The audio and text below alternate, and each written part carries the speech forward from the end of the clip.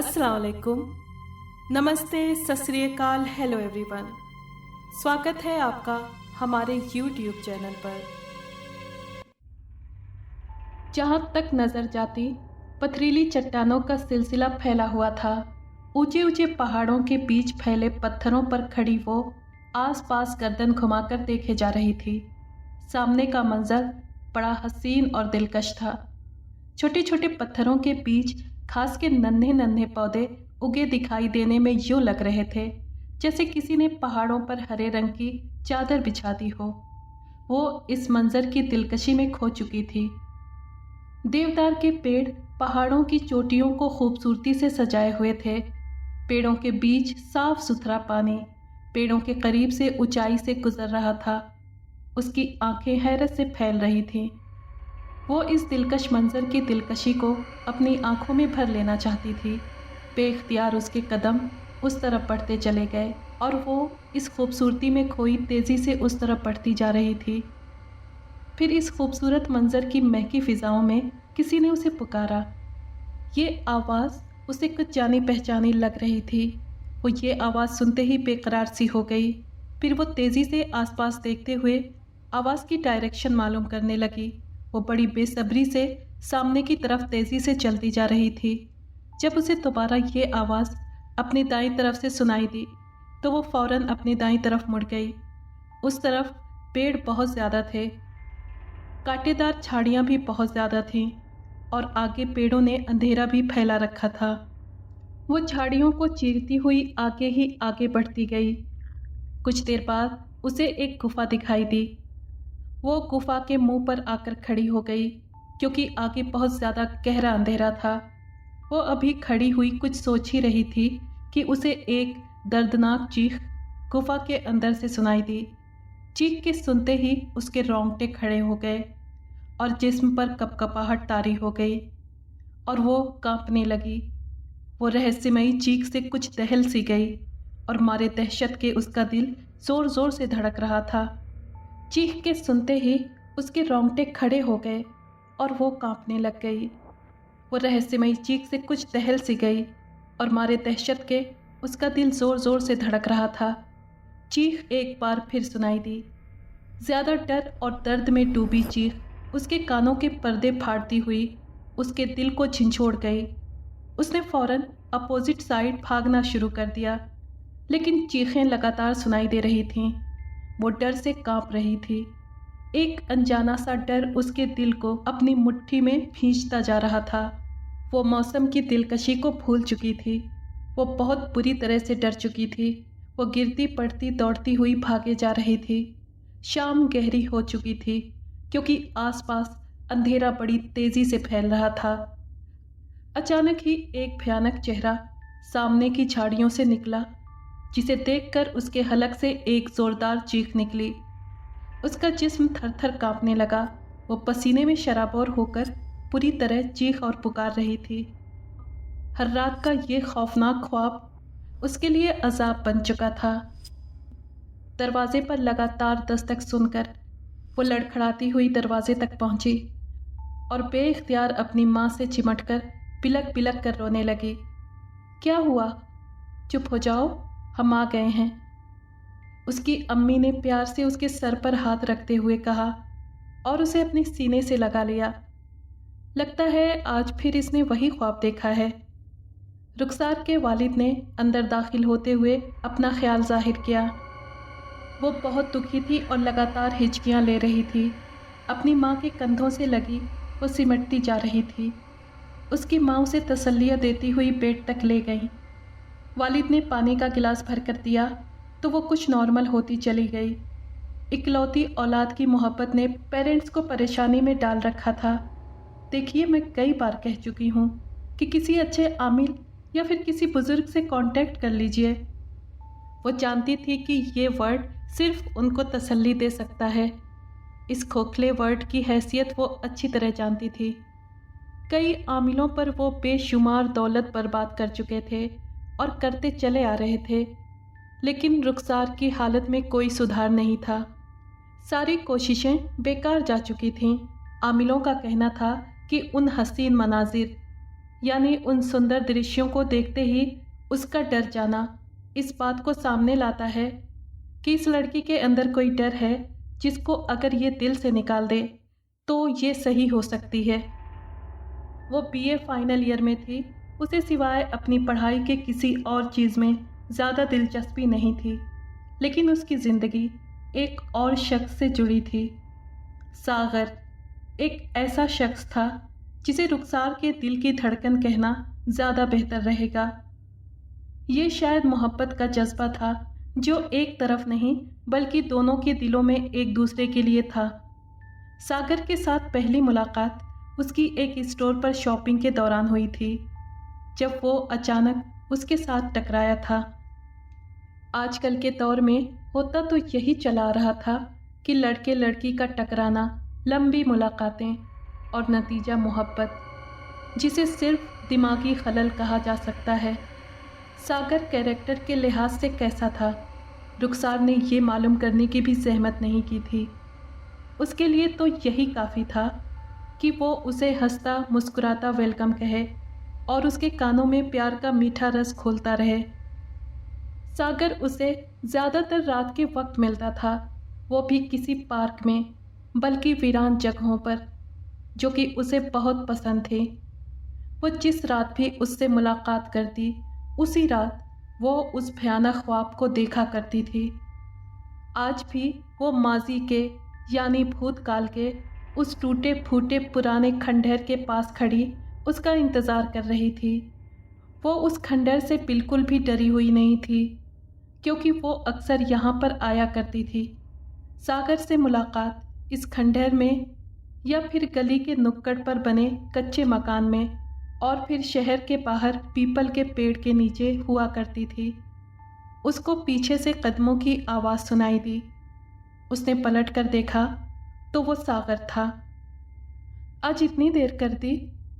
रुखसार ने आते ही सवाल किया। हाँ, बस देर हो गई, सागर ने लापरवाही से जवाब दिया। सागर खंडहर के अंदर से निकला था, जबकि उसे दरवाजे से आना चाहिए था।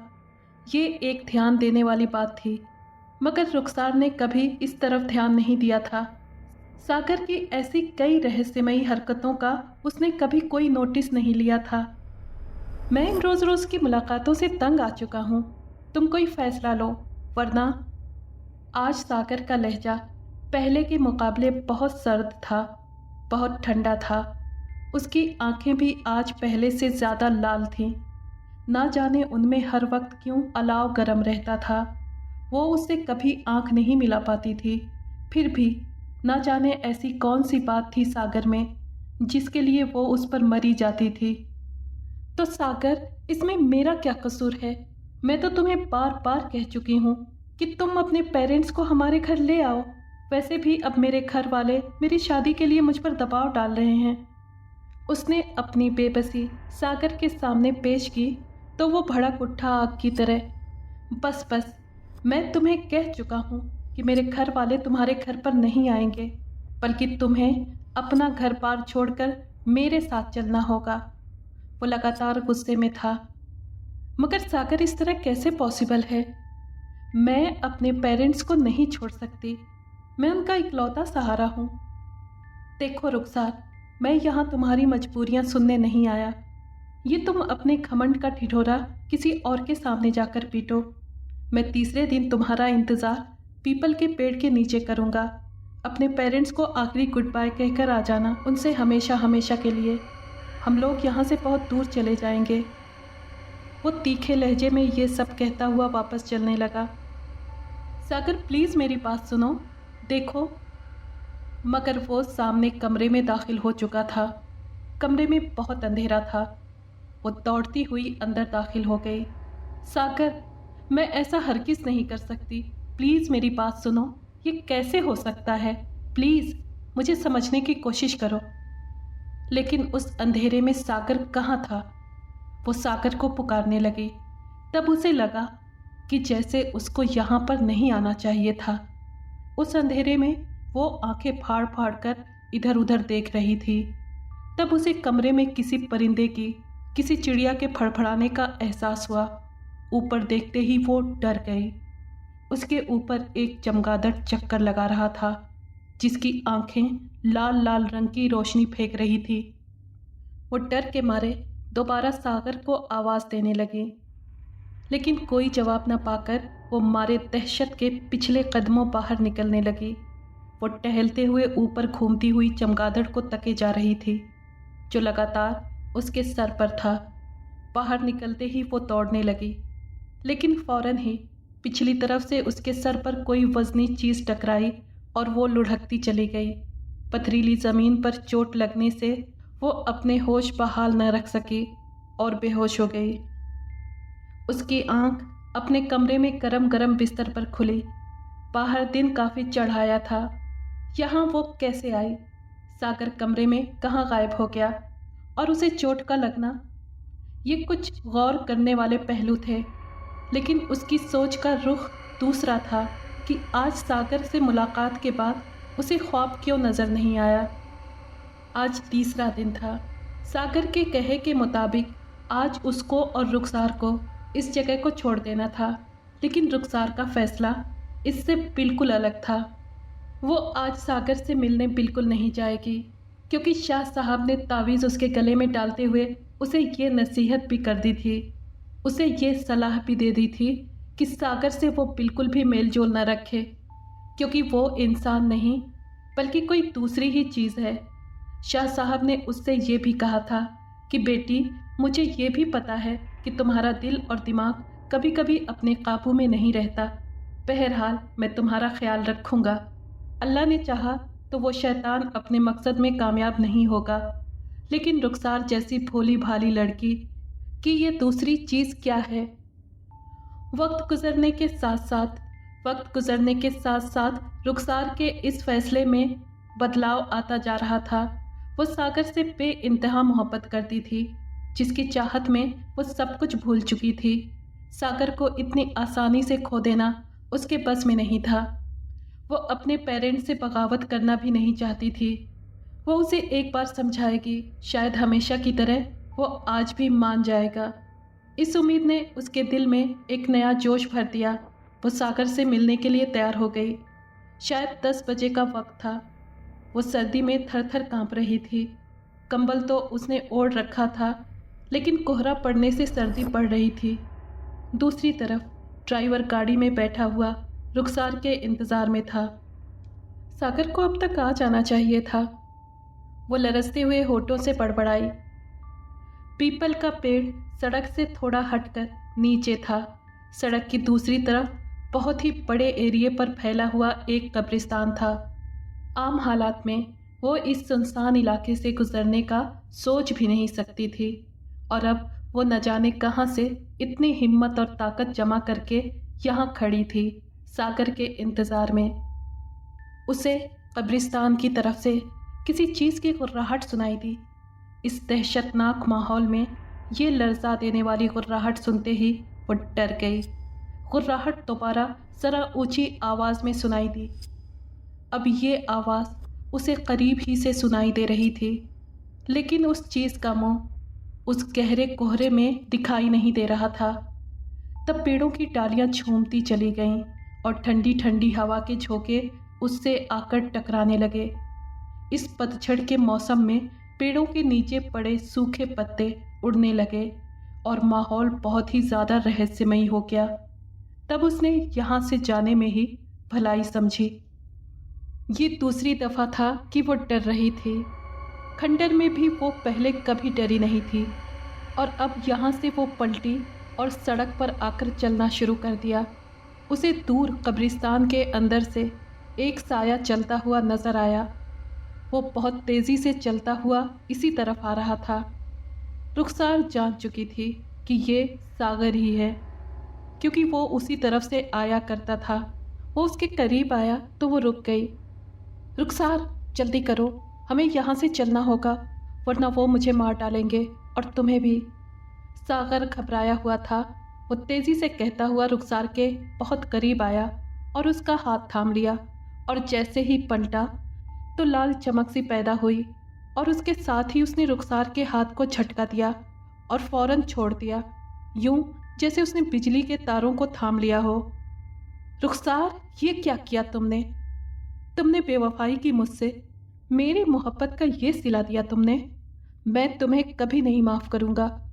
मेरे साथ बेवफाई करने का तुम्हें बहुत बड़ा खामियाजा भुगतना पड़ेगा। तुम मेरी ना हो सकी तो मैं तुम्हें किसी और की भी नहीं होने दूंगा। मेरा वादा है, तुम मेरी थी, मेरी हो और हमेशा मेरी ही रहोगी। वो चिंघाड़ता रहा और रुखसार पत्थर बनी खामोशी से सुनती रही। उसकी दिमाग की नसें फटने को हो रही थीं। वो जो उससे बेइंतहा मोहब्बत करती थी, आज वही उसे बेवफाई का ताना दे रहा था। शायद वो आ रहे हैं, मैं जा रहा हूँ।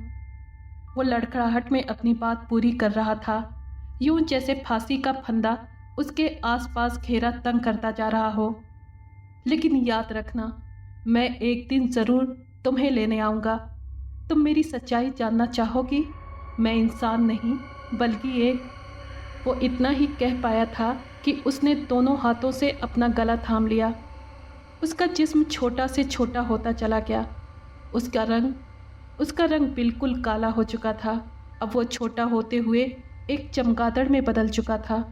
वो अपनी लाल अंगारा आँखों के साथ वो आसमान की तरफ उड़ गया। थोड़ी देर बाद आसमान चमगादड़ों से भर गया। कब्रिस्तान के ऊपर काली चमगादड़ें आपस में लड़ रही थीं। फिर एक दर्दनाक चीख रुखसार के कानों से टकराई। ये दर्द भरी चीख सागर की थी, 100% सागर की थी। रुखसार ने ऊपर देखा तो एक मुर्दा जिस्म, एक मृत शरीर उसके पैरों में आ गिरा। ये एक चमगादड़ थी जो थोड़ी देर तड़पने के बाद खामोश हो गई, लेकिन उसकी आंखें अभी तक लाल थीं, खुली हुई, शायद किसी के इंतज़ार में। ये सब सच था। डर का माहौल रुखसार को अपनी लपेट में लेता रहा। फिर वो थर थर काँपने लगी। सागर के आखिरी वर्ड्स की गूंज और उसकी चीख उसको अंदर ही अंदर घायल किए जा रही थी। क्या सागर इंसान नहीं था? क्या वो दूसरी चीज़, जिन या भूत या फिर वैम्पायर? वो अपनी नाकामी पर आंसू बहाने लगी। सर्दी का एहसास अब ख़त्म हो चुका था और वो पसीने में नहाई हुई थी। वो बेजान कदमों से अपने आंसुओं को लिए जब गाड़ी के करीब पहुंची तो ड्राइवर को गाड़ी के सामने बेसुध लेटे पाया। हेडलाइट्स जलाकर जब उसने ड्राइवर को हाथ से सीधा किया तो डर के मारे उसके हलक से एक ज़ोरदार चीख निकली। ड्राइवर मर चुका था और उसके जिस्म पर सैकड़ों छोटे छोटे सुराख थे। उसकी रंगत काली पड़ चुकी थी। डर से उसकी आंखें बाहर को निकली हुई थीं। मुश्किल से रुखसार ने अपने होश को काबू में किया। फितरत से वो थोड़ी सी खुदगर्ज थी, क्योंकि ड्राइवर को छोड़कर वो गाड़ी में बैठ गई और थोड़ी मुश्किल से गाड़ी स्टार्ट करने में कामयाब हो गई और गाड़ी का रुख और गाड़ी का डायरेक्शन घर की तरफ कर दिया। इस घटना को 8 महीने बीत चुके थे। वो इम्तिहान से फ्री हो चुकी थी। वो अब पहले के मुकाबले बहुत कमज़ोर हो चुकी थी। 2 महीने बाद उसकी शादी थी उसके बचपन के दोस्त ज़ीशान से।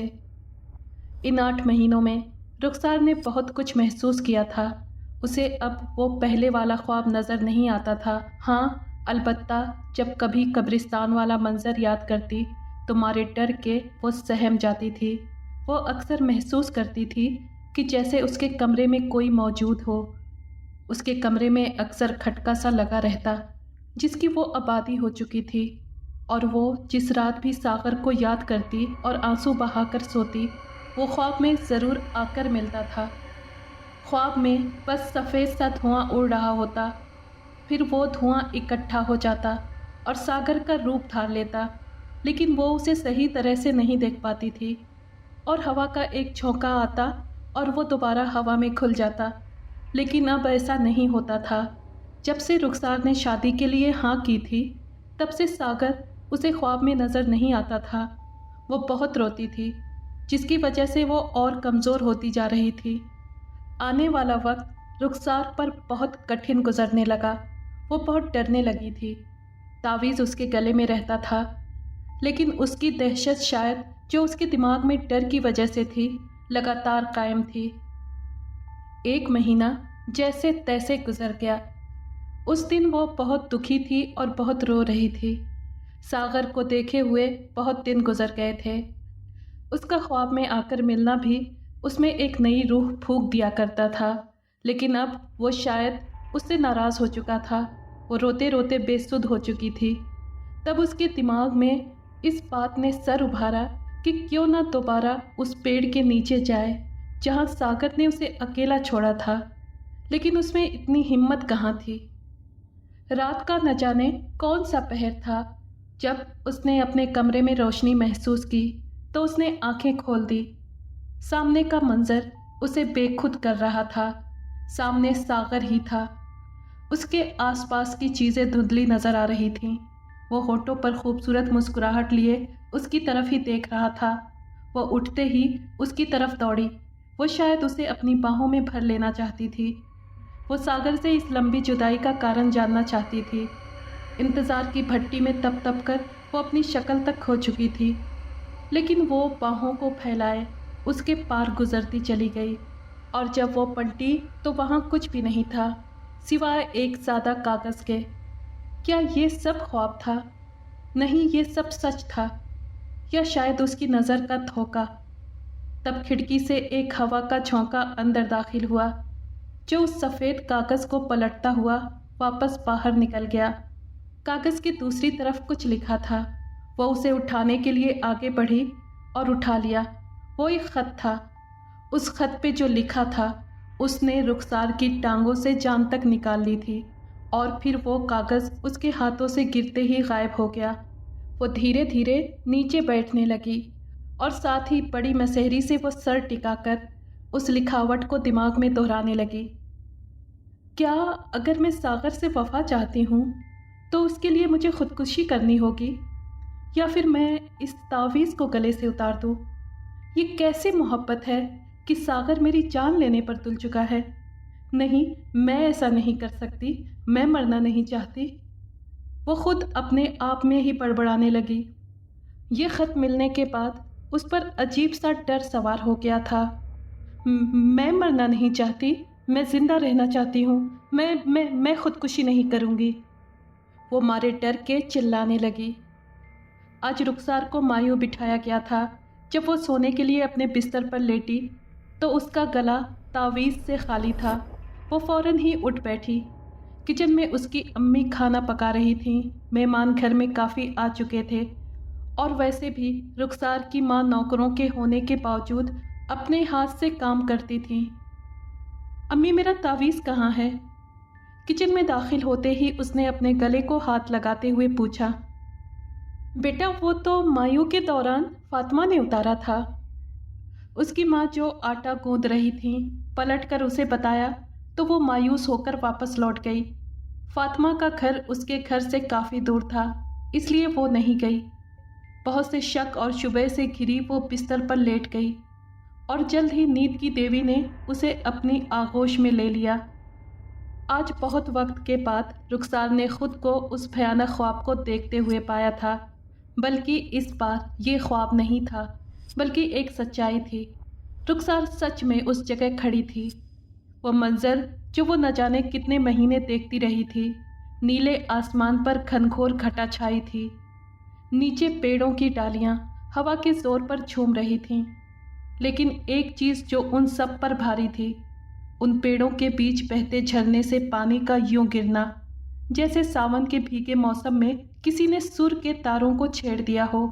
وہ ان مہکتی فضاؤں کے دلکش رنگینیوں میں بے خود ہوتی گئی۔ وہ دھیرے سے اس طرف بڑھنے لگی، بالکل اسی انداز میں جیسے وہ خواب میں اپنے آپ سے بیگانہ ہو جاتی تھی۔